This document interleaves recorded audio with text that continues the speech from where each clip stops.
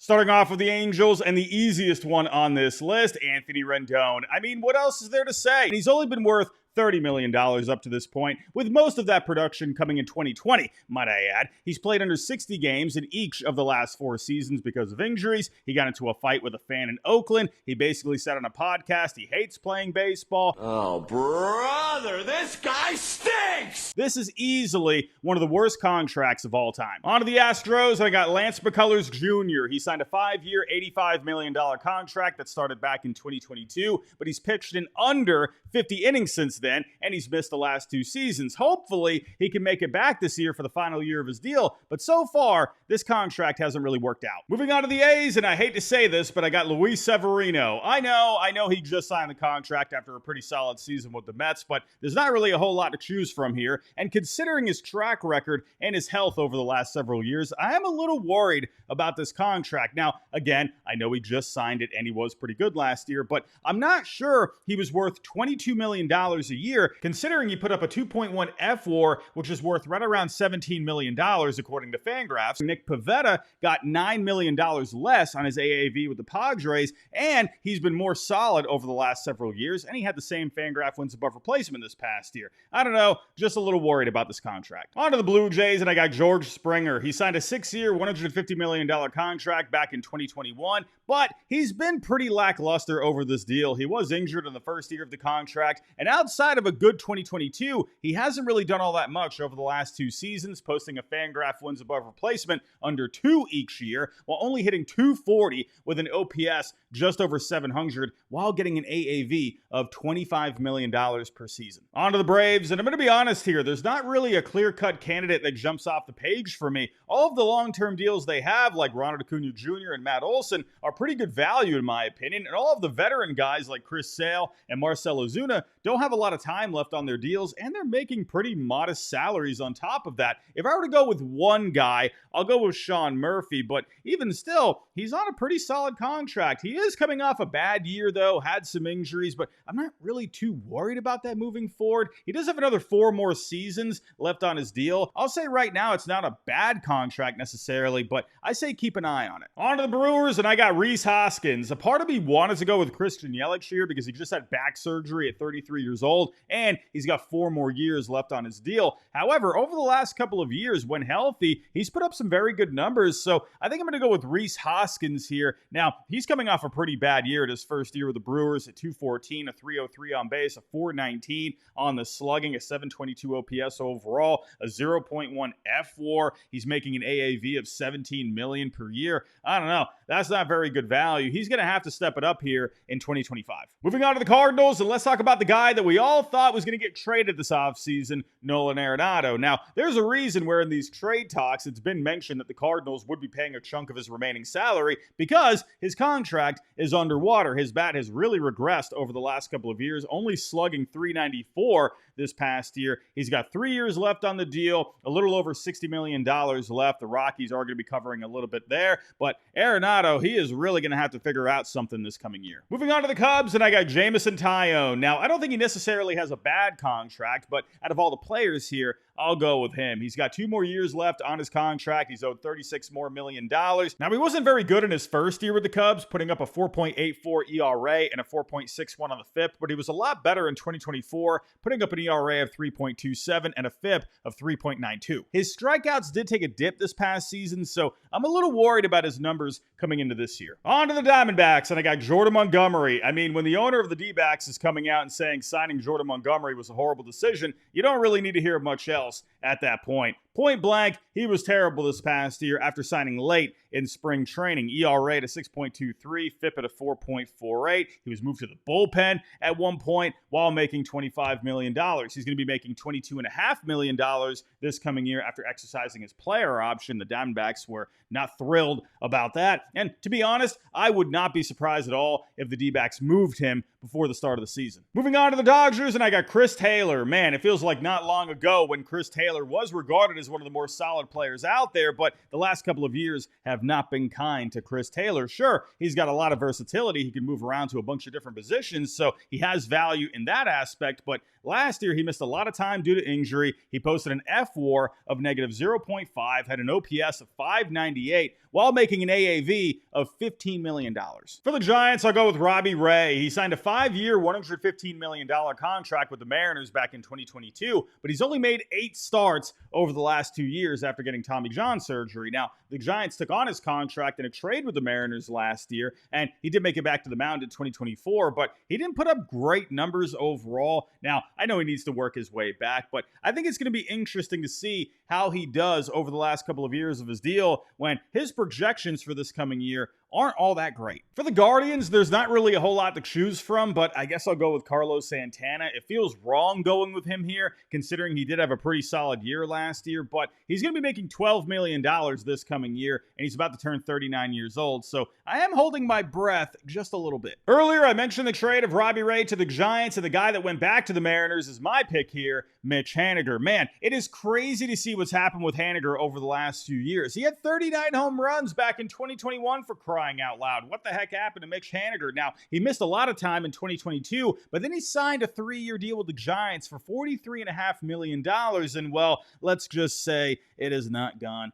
very well. Over the last couple of years, he's posted an F-WAR of negative 1.2, and he's only hit 18 home runs over 182 games. Now, when it comes to the Marlins, the only contracts they have are Sandy Alcantara and Cal Quantrill, and neither are bad in my opinion, so I'm going to go a little outside the box here and go with the owner of the Marlins, Bruce Sherman. Now, I don't know how contracts work when it comes to the owners of these organizations, but either way, this guy stinks. Oh, brother, this guy stinks! They never spend money. They're constantly rebuilding. Get a new owner. Moving on to the Mets, and we got an easy one here. Starling Marte. He signed a 4-year, $78 million contract with the Mets back in 2022, and since then, he hasn't had one full healthy season. He's only put up a combined 0.3 F-WAR over the last 2 seasons, with only 12 home runs and a combined 90 WRC+. Not a whole lot to choose from with the Nationals, but I'll go with Keiber Ruiz. To be honest, he's on a very team-friendly contract of 8 years and $50 million,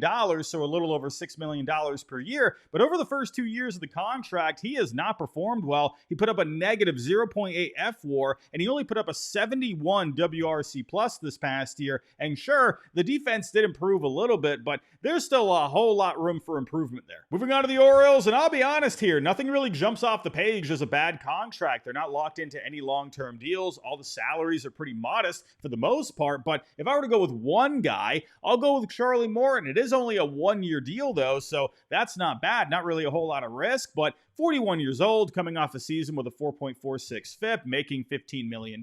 So I guess there's a good chance where maybe he doesn't meet that value. But again, it's only a 1-year deal, so not a whole lot of risk. Now, maybe you could take a look at Tyler O'Neill. Now, they did just sign him to a 3-year, $49.5 million contract. He just hit 31 home runs this past year. He could also opt out after this coming season, but he has not had a good history here of injuries. You know, he's been hurt a lot going back all the way to 2022. You know, 2021 had a very good season, but he hasn't really had a whole lot of playing time. And even this past year, the most games he's played since 2021, he only played in 113 games. So, you know, there's always going to be a question mark when it comes to the durability of Tyler O'Neill. I hate to do this to a former Red Sox, but I got to go with Xander Bogaerts for the Padres. I mean, when we saw the Padres sign him to an 11-year deal after his metrics were starting to come down a little bit, I think we were all pretty surprised for the most part. Now, he was pretty solid in the first year of the contract, but last year he missed a lot of time with a shoulder injury,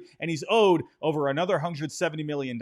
Moving on to the Phillies, and this one's easy. I got Nick Castellanos. So far, he's made $60 million on his 5-year, $100 million contract, and he's only put up a combined 1.4 F-WAR over that time, which is worth right around $11 million according to Fangraphs. Now, this is because he's really just an okay bat with very bad defense out in right field, and he still has 2 more years left on the deal. Not many candidates for the Pirates here, in my opinion. Both Brian Reynolds and Mitch Keller have pretty fair contracts, I think, and even though Brian Hayes is coming off a down year, he's on a team-friendly deal, only 28 years old. He was pretty solid a couple of years ago. He was dealing with a back injury last year, so I do expect him to get back on track this year, but honestly, out of everyone, with the Pirates. The worst guy getting paid at all is Bob freaking Nutting, because this guy doesn't spend money. Oh, brother, this guy stinks! On to the Rangers, and I'll go with Jacob deGrom. He signed a 5-year, $185 million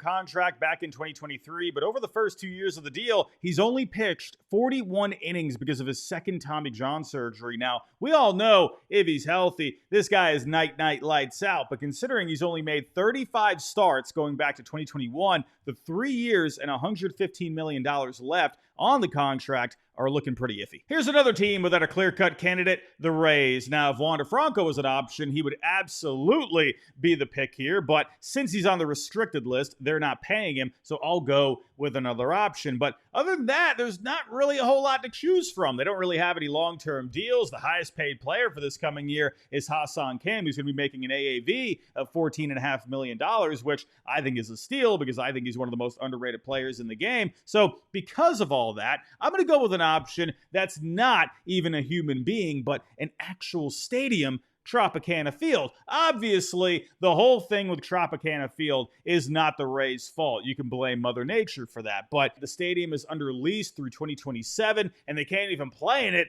I'm going to go with that. On to my Red Sox, and I got to go with Masataka Yoshida. Now, I could see a lot of people going with Trevor Story here, but Story, in my opinion, has much more value to offer over the next few years, considering he is the everyday shortstop. I think he has more of a ceiling when it comes to his value compared to Yoshida. Now, with Yoshida, he's pretty much a light-hitting designated hitter at this point with pretty bad defense out in left field. He's been injured in the first 2 years of the deal. So far, it's been pretty underwhelming. He's only posted an F-WAR of 1.4 over the first 2 seasons, worth right around $11 million, while getting paid $36 million so far. And moving forward, his fit on the roster is a pretty big question mark. For the Reds, I'll go with Jeimer Candelario. When the Reds signed Candelario, I was kind of scratching my head because they had so many young infielders in the organization. And in the first year of his 3-year, $45 million contract, it was pretty bad. He posted an F-WAR of negative 0.4. Moving on to the Colorado Rockies, and one of the worst contracts in baseball today, Chris Bryant. He signed a 7-year, $182 million contract back in 2022, and so far, this deal has been an absolute disaster. In the first 3 seasons of the contract, he's only played a combined 159 games over that time, while posting an F-WAR of negative 1.4.